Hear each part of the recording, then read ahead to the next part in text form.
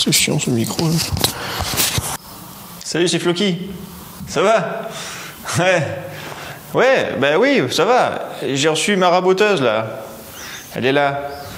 Vous la voyez pas? Elle est là. Et j'ai reçu aussi l'aspirateur. Voilà, cet aspirateur qui est juste là aussi. Là, pareil, vous le voyez pas. Ça va pas tarder. Donc j'ai fait un petit peu de place pour préparer tout ce qui est aspiration. J'ai mon fournisseur là, qui fournit les machines, m'a aussi fourni tout ce qui est galvanisé pour faire tout le réseau d'aspiration, quoi. C'est ça, avec des guillotines, tout. Il m'a mis bien, hein. Nickel. Hein. Merci Yvon. Ouais, il s'appelle Yvon, ouais, il est top. Hein. Et il y a 2 jours, il y a Abed qui m'a amené la machine, là, la raboteuse là. Ouais, Abed c'est un technicien, super fort et super sympa. Ouais, je suis sur l'établi là. Voilà l'environnement.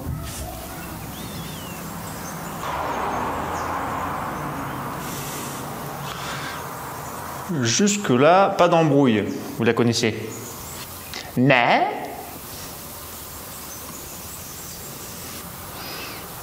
Voilà. C'est pas mal ça, hein? Avec les fameuses plaquettes dont tout le monde parle. Bien, et là-bas, j'ai tout ce qui est galvanisé, regardez. Bon, c'est le week-end, hein, ça va. Des longueurs en 160, des longueurs en 140, des longueurs en 120. Ok? Et après, il y a des réductions en 140, 120, 160, 140, enfin, plein de trucs comme ça. Avec des colliers, la classe. Hein. Et là, il y a l'aspirateur, là.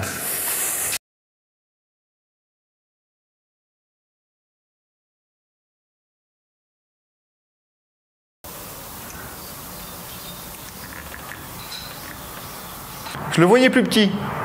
Ça dépote, hein. Ouais, il dépote bien.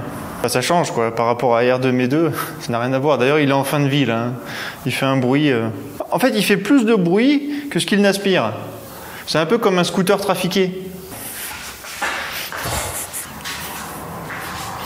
Donc là, j'ai commencé, j'ai fait un trou ici. L'aspirateur sera là, dans le stockage bois. Vous connaissez le stockage bois? Ça n'a plus de secret pour vous, hein. Voilà, le rack. Il y a une vidéo là-dessus, hein. Donc là, pour l'instant, à part chanter dedans, je vois pas, hein. Il n'y a rien d'autre. Donc, un coup d'ici qui va remonter à l'aspiration, en dessous, hein. Et là, ça dégage ici. C'est de faire continuer là-bas et de remonter ici pour aller jusqu'à la dégo en retombée. Alors pourquoi du galvanisé et pas du PVC classique? Mais vous le savez ça!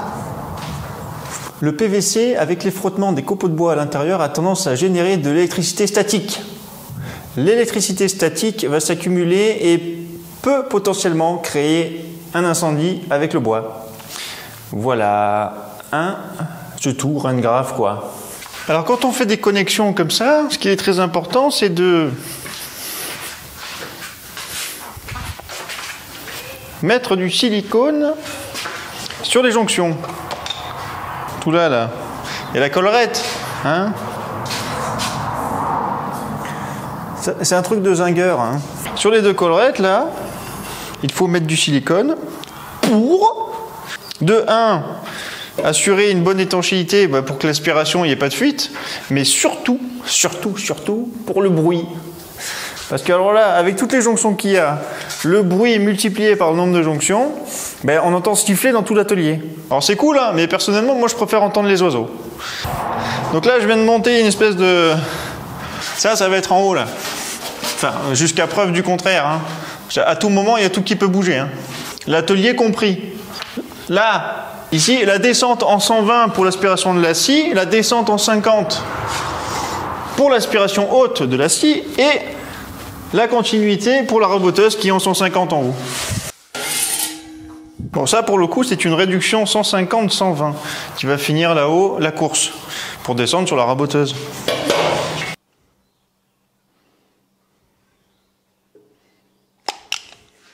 C'est pas sur le 120 qu'il faut le mettre, c'est sur le 150. Oh là là. En plus, essuyer du silicone, c'est un régal. Hein. C'est comme quand on essuie un œuf qui est tombé par terre. Bah, je suis bête, j'aurais pu coller le truc en fait. Non, en fait, c'était bon. Hein. Donc, il y a plus grave que essuyer du silicone, Il y a essuyer du silicone pour rien. Et remettre du silicone, au même endroit bien sûr. Quel talent. Voilà. Donc là c'est la dernière jonction, ce qui fait que celle-là va être fixée au plafond. Ouais, c'est de simples colliers comme ça. Hein. Donc il y en a sans la fixation, parce qu'il n'y en a pas besoin, et il y en a avec la fixation au plafond. Allez, ça boulonne.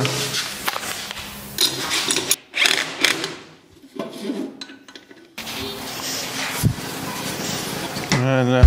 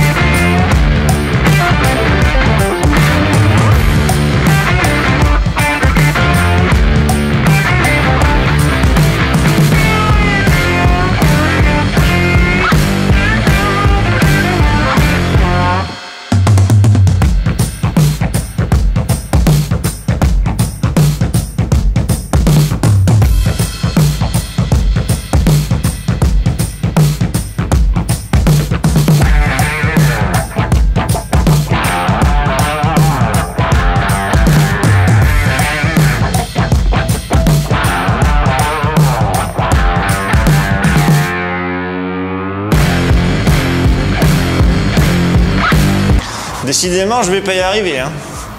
Ça, c'est quand on réfléchit pas, ça. Donc, j'ai déplacé ça, qui était là, c'est beaucoup trop loin. Hein. Je l'ai mis là, et bien sûr, c'est là qu'il faut le mettre. Là, ici, comme ça, je branche ça ici, et puis j'ai ma sortie là. Mais non, il faut que je le fasse 4 fois et que je me saigne. C'est incroyable. Si vous avez un doute là-dessus, ça s'appelle le talent.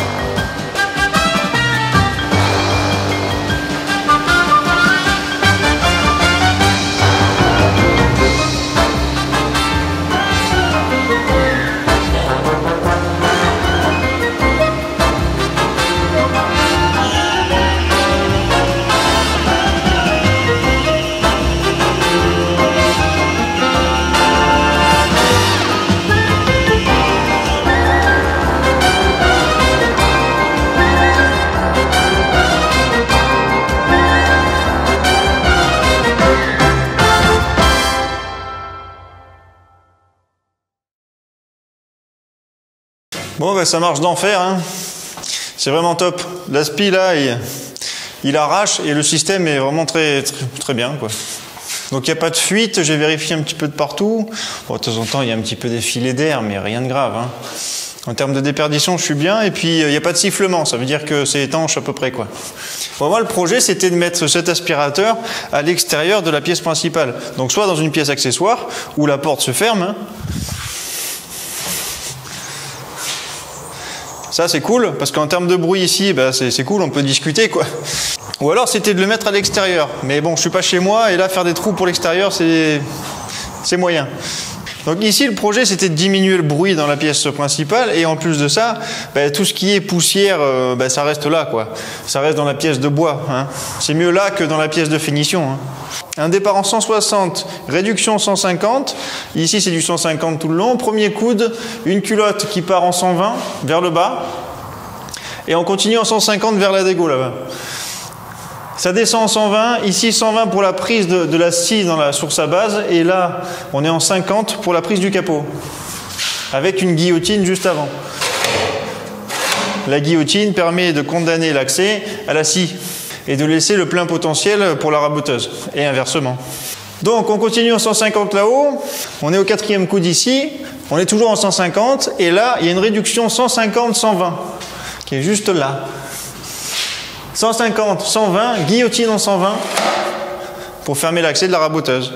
Et là, on continue en 120 pour finir ici avec une bouche d'entrée 120 aussi. Voilà, ça bombarde.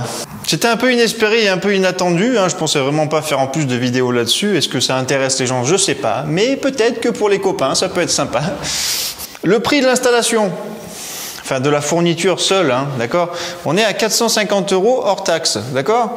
Juste les tuyaux galvanisés là, hein, voilà. Donc pour les pros, c'est largement abordable. Là derrière, on a l'aspiration qui est dans les 800 € hors taxe, avec tout, hein. Les colliers, les guillotines, tout, enfin tout l'ensemble en fait. Plus la tuyauterie flexible. D'ailleurs, les flexibles là, hein, c'est antistatique. Eh oui! Je suis bien content parce que cette installation-là, ça va permettre au travail dans l'atelier d'être plus agréable. Voilà, il y aura moins de poussière. Les copeaux de la sortie de la raboteuse, ça c'était important parce que vu la bécane, ça dépote, hein, donc il fallait un truc qui arrache. Au moins je nage plus dans les copeaux, quoi. Voilà, bon, il y a plein de projets qui sont en attente, qui sont pas finis, donc c'est pour ça que les vidéos sont pas finies. Je pourrais faire des vidéos comme ça. Je pourrais faire des vidéos pour rien, en fait. Mais non, voilà. C'est pas la politique de la chaîne, donc bon, bah, ça arrive quand ça arrive, hein, puis on verra bien. Bah, c'est nickel, hein. C'est nickel.